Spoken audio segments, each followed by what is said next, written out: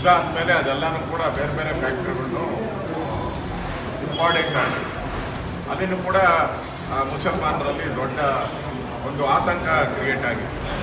ಕಾಂಗ್ರೆಸ್ಸು ನಮಗೆ ಬೆನ್ನಿಗೆ ಚೂರಿ ಹಾಕಿದ್ದಾರೆ, ಕಾಂಗ್ರೆಸ್ ದ್ರೋಹ ಬಂದಿದೆ, ನಮಗೆ ಕಾಂಗ್ರೆಸ್ಗೆ ಮುಸಲ್ಮಾನರ ಓಟ್ ಬೇಕೇ ಹೊರತು ಅವರ ಒಳಿತು ಬೇಕಾಗಿಲ್ಲ, ಅವರ ರಾಜಕೀಯ ಪ್ರಾತಿನಿಧ್ಯ ಕೊಡುವಂಥದ್ದು ಕಾಂಗ್ರೆಸ್ ಕೊಡ್ತಾ ಇಲ್ಲ.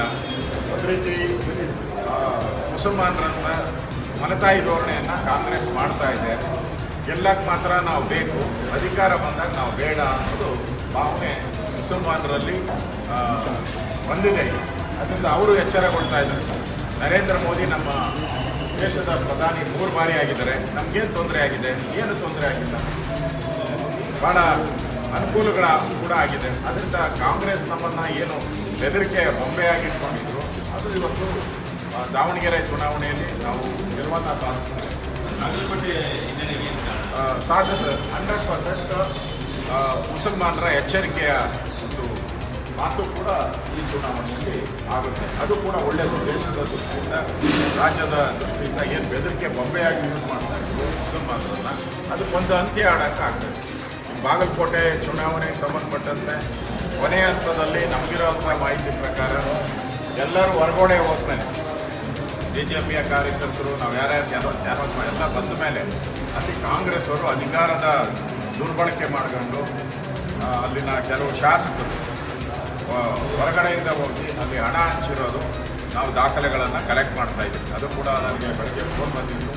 ಆ ದಾಖಲೆಗಳನ್ನು ಕೂಡ ಕಲೆಕ್ಟ್ ಮಾಡ್ತಾ ಇದ್ದೀವಿ. ಹಣ ಹಂಚಿರೋದ್ರ ಬಗ್ಗೆ ನಮಗೆ ದಾಖಲೆಗಳು ಸಿಗ್ತಾ ಇದೆ.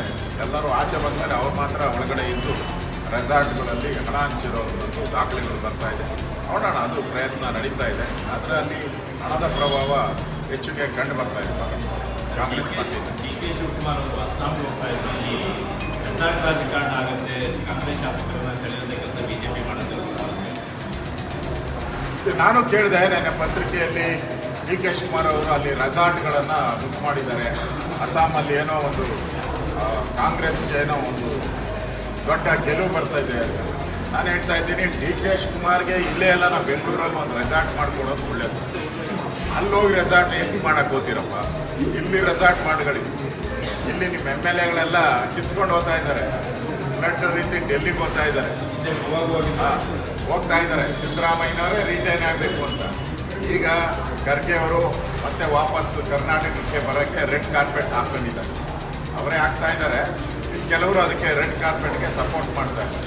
ಪರಮೇಶ್ವರ್ ಅವರು ಸೇರಿ ಅವರು ಡೆಲ್ಲಿ ಬಿಟ್ಟು ಕರ್ನಾಟಕದ ಕಡೆ ಮುಖ ಮಾಡಿರೋದ್ರಿಂದ DK ಶಿವಕುಮಾರ್ ಅವರು ಅಸ್ಸಾಂಗೆ ಹೋಗಿ ರೆಸಾರ್ಟ್ ಮಾಡಿ ಅಲ್ಲಿ ಊಟ ಮಾಡೋದು ಬಂದು ಇಲ್ಲೇ ಒಂದು ರೆಸಾರ್ಟ್ ಮಾಡ್ಕೊಂಡು ಇಲ್ಲೇ ಊಟ ತಿಂಡಿ ಮಾಡ್ಕೊಂಡು ಆರಾಮಾಗಿ.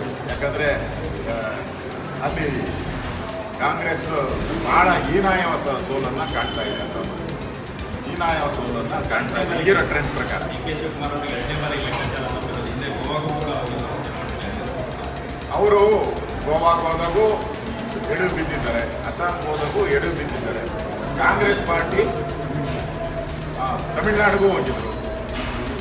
ಅಲ್ಲೂ ಕೂಡ ಬೋರ್ಡ್ ಇಲ್ದಂಗೆ ಆಗಿದೆ. ಕಾಂಗ್ರೆಸ್ ಪಾರ್ಟಿಯಲ್ಲಿ ಬೋರ್ಡ್ಗೆ ಇದ್ದಂಗೆ ಕಾಣಿಸಿದೆ. ಎಲ್ಲೂ ಒಂದು ಸೀಟು ಇಲ್ಲ ತಮಿಳುನಾಡಲ್ಲಿ. ಅದರಿಂದ ಕಾಂಗ್ರೆಸ್ ಪಾರ್ಟಿ ಹೈಕಮಾಂಡ್ ಎಷ್ಟು ಚಾಣಕ್ಯರಿದ್ದಾರೆ ಅಂತ ಹೇಳಿದ್ರೆ, DK ಶಿವಕುಮಾರ್ಗೆ ಎಲ್ಲೆಲ್ಲಿ ಸೋಲ್ತಂದ್ರೆ ಅಲ್ಲಿ ತಗೊಂಡೋಗಿ DK ಶಿವಕುಮಾರ್ನ ಹಾಕ್ತಾರೆ.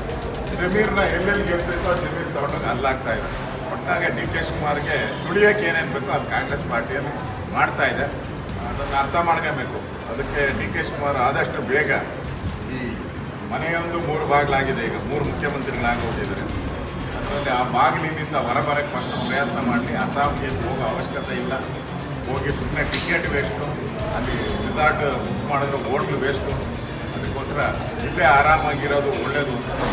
ಸರ್, ಕೆಲವು ಸರ್ವೆ ಕೆಲವರು ಉಲ್ಟಾ ಆಗಿದ್ದಾರೆ. ಅಂದರೆ ಪಶ್ಚಿಮ ಬಂಗಾಳ, ತಮಿಳುನಾಡು ಎಲ್ಲೂ ಆಗಿಲ್ಲ. ಪಶ್ಚಿಮ ಬಂಗಾಳದಲ್ಲೂ BJP ಬರುತ್ತೆ ಅಂತ ಭಾಳಷ್ಟು ಸರ್ವೆ, ಅತಿ ಹೆಚ್ಚು ಸರ್ವೆ ತಮಿಳುನಾಡಲ್ಲಿ BJP ಬರುತ್ತೆ ಅಂತ ಕೊಟ್ಟಿದ್ರು.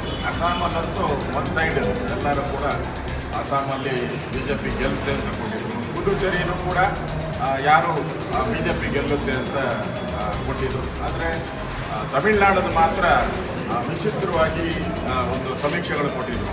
DMK ಒಂದೇ ಬಂದ್ಬಿಡುತ್ತೆ, ಸರ್ಕಾರ ಮಾಡುತ್ತೆ ಅಂತೇಳಿ ಎಲ್ಲ ಕೊಟ್ಟಿದ್ರು. ಅದು ಸ್ವಲ್ಪ ಸಮೀಕ್ಷೆಯಲ್ಲಿ ಹೆಚ್ಚು ಕಮ್ಮಿ ಆಗಿದೆ.